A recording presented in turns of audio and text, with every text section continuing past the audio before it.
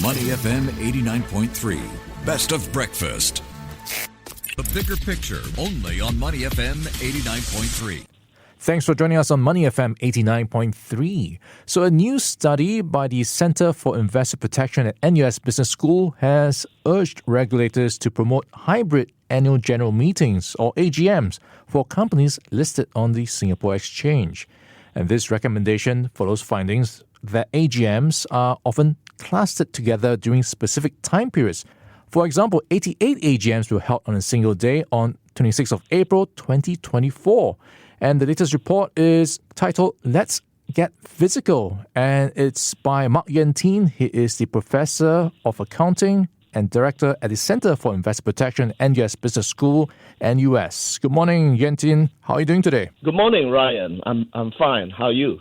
Yeah, doing well. But it looks like you've got quite your hands busy these days with this new study. And this goes into why companies should be looking at doing more hybrid AGMs. Walk us through what sparked your interest to pursue this study. Why does it matter? Well, we started looking at AGMs and EGMs in 2014, right? Because we believe that, being able to participate in shareholder meetings is a very important shareholder right and very much part of investor protection. But we were really concerned about the fact that a lot of meetings were clustered. And of course, when they are clustered and then most of the meetings are physical, how do you attend multiple AGMs? I've been to AGMs where even directors have 3 AGMs happening at around the same time. So you have this big issue. So my view is that with technology being available, we really should be moving away from just purely physical AGMs and moving towards hybrid. I want to emphasize that the physical component is important. But I think with technology, we should be moving towards hybrid meetings. There's a good point to this, right? Because as an investor, you want to be able to attend these meetings. What's the state of play here right now in Singapore versus what we have in other countries? When we look at 2024, we found that basically there were only 17 AGMs that were held in terms of using hybrid mode, and out of 556 AGMs, right? So that's only a very small proportion. And then if you look at EGMs, there were only 2, basically out of 135.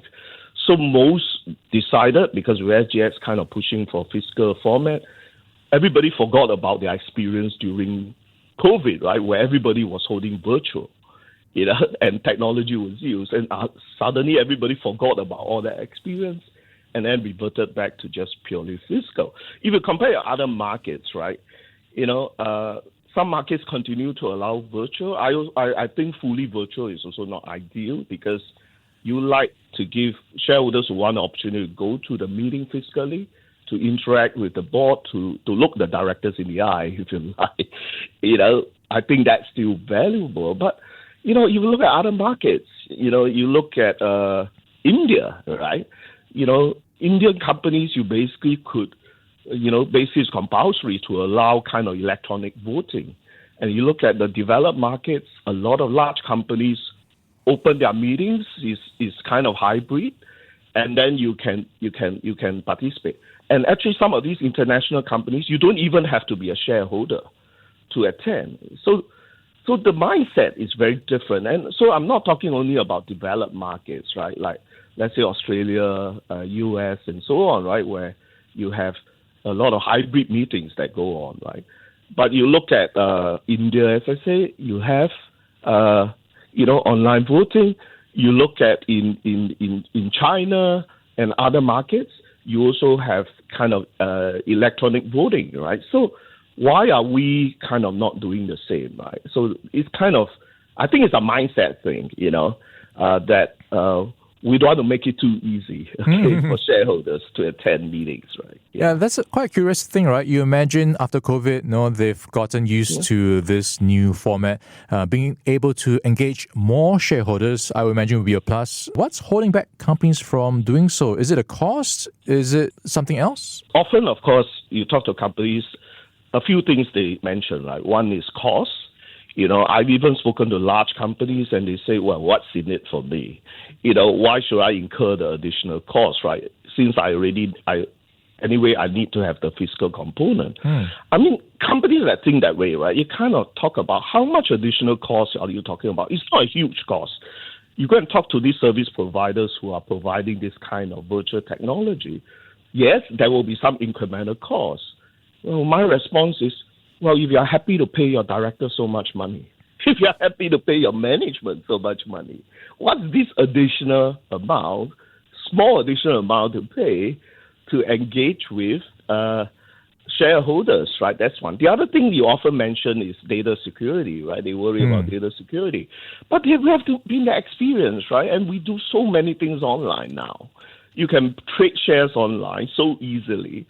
So on all these other things, we seem to have no problems kind of looking at overcoming all these concerns.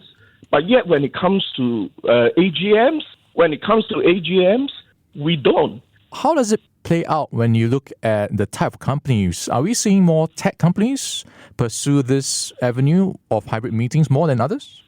No, which is the disappointing thing, right? You kind of say, so we flag some of those companies that were doing, yes, some of them, you look at like the ASUS, right, which is a service provider of this virtual technology. They do hybrid meetings, and I attended one of them as an observer. It ran so smoothly, right? And then you see the iFast, right, that does. And then, but you see so we see Comfort, SBS, Transit, and Viacom, they do hybrids too. I wouldn't call them tech companies, right? Then you see a number of the capital land companies doing this. So often it's kind of the group, the group companies, when one does it, the others kind of follow, right? But no, I don't see tech. Why are we not seeing the likes of Syntel, StarHub, right? These kind of companies doing hybrid meetings, right? Technology is at the core of their business, or the banks, right? Why are the banks, where everybody is doing digital banking, well, why are we not doing hybrid AGMs, right? Yeah, that's a good question. So how have things improved since you started this series of studies a decade ago? Well, it hasn't improved. I mean, we were promoting hybrid meetings before COVID. If you look at our early reports, our recommendations were about electronic meetings, hybrid meetings, and so on, right? And nobody kind of paid much attention, unfortunately, right? We had conversations with some companies, talked to the SGX and so on. But unfortunately, everybody will say, it's not possible, it's too difficult. And then COVID hit. And everybody had to go virtual, right? The problem is, of course, clustering or bunching never really went away, because even though SGX is trying to encourage companies to kind of spread out the meetings, right? But at the end of the day, when you have, 2/3 of companies having 31st December year ends, right? And then you think about they all have to hold their AGMs basically by end of April. So, it's very hard, right? When you have most companies have the same year ends, and then you have 4 months, right? So not surprisingly, most of them will happen in April. And then we still see this bunching. Maybe from year to year, there's a shifting in terms of which is the busiest day, right? Like 2024, we saw the last Friday of the month, right? As you mentioned, on 26 April, right? Sometimes it's the last day of the month, but you always see this bunching or clustering of meetings. That hasn't really improved. We have fewer meetings now because we just have fewer listings on our exchange. Yeah, that goes to your point of some of the other trends you've uncovered as well, because perhaps of the bunching or clustering, shareholders find it tough to attend some of these meetings. Yeah, it is, right? I mean, think about somebody like myself, right? I mean, if you think about how many meetings there are, we all have travel commitments, we have all these other commitments. And once you have physical meetings, if you have to go from place to place, or if you're overseas, how do you participate? All these large companies, especially when they have investors in other markets, how are they going to participate, right? So that will certainly affect shareholder participation, right, in meetings. Of course, they can still vote their shares. They can still send in their voting either by email or by snail mail, if you like. But again, I think that part of it could also be made easier in that why can't I log online to just vote, right? Why do I have to print out a form and send it as an attachment or send a fiscal, a fiscal document right back to the company? So I'm just seeing that all these things to me add to hindering shareholder participation in meetings, I think. And with technology now being so widely used, why are shareholder meetings still so old school, right? Yeah, so definitely raising some concerns when it comes to engagement with shareholders, how they can vote or exercise their shareholder rights. All right, let's talk about how or what can be done. How much do you think the regulator needs to step in here in terms of encouraging either through carrots and sticks or at least setting the tone?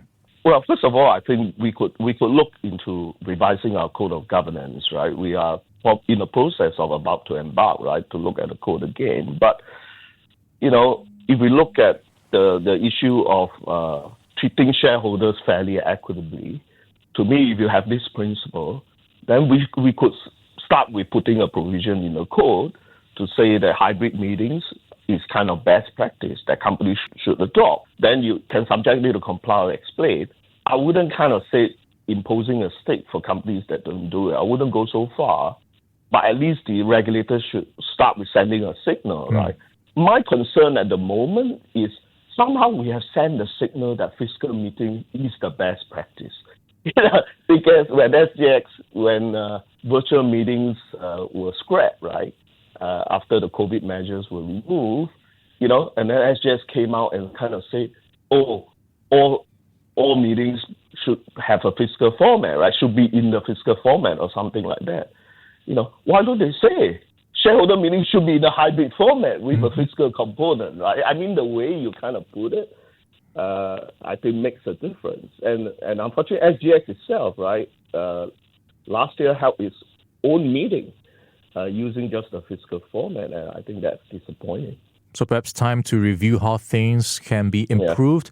A lot to look at as we talk about this new study by the Center for Investor Protection at NUS Business School, where perhaps hybrid annual general meetings should be the way to go as a best practice, where many of them are still falling back on physical meetings only. And helping us out this morning is Mak Yuen Teen. He's the Professor of Accounting and Director at the Center for Investor Protection for NUS Business School at NUS. Prof. Mak, thanks so much for your time this morning. Thank you. My pleasure. Before acting on the information on Money FM, please consider if it's suitable for your own investment objectives, financial situation, and risk tolerance. To listen to more great interviews, download our podcasts at audio.sg or download the audio app. That's AWEDIO, audio at the App Store and Google Play.